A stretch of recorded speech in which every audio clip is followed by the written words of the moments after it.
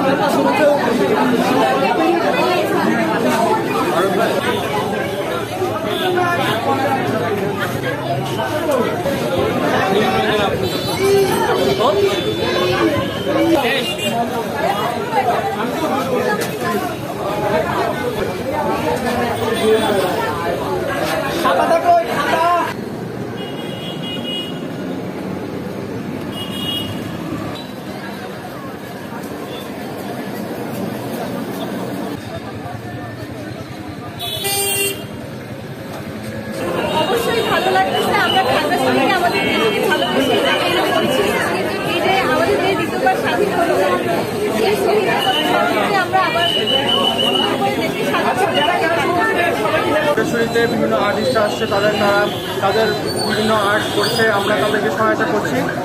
আমরা আমাদের স্বাধীনতাকে স্বাধীনতা মুক্তমঞ্চে যেখানে আমরা সব ফুটে তুলছি আমাদের সবাইকে। ধন্যবাদ।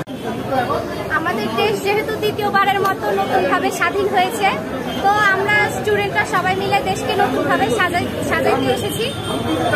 তার কারণে আমরা স্টুডেন্টরা এখানে কিছু চিত্র অঙ্কন করতেছি। তারপরে 24 সালের 5ই আগস্ট কোটা আন্দোলনের যে স্বাধীনতা সেটা আমরা লাভ করি, সেই সূত্রানুসারে আমরা আর্ট করতে এসেছি এবং আমাদের যে দাবি দাওয়াগুলো, অর্থাৎ পাহাড়ের কিছু অংশ কিন্তু সমতলের চাইতে পিছিয়ে আছে, আপনারা এখনো দেখে থাকবেন, সেইটার জন্য আমরা কিছু মনোভাব প্রকাশ করছি এখানে।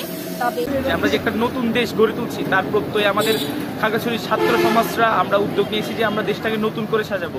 তারই ধারাবাহিকতায় আমাদের আজকের এই প্রোগ্রামটা চলতেছে।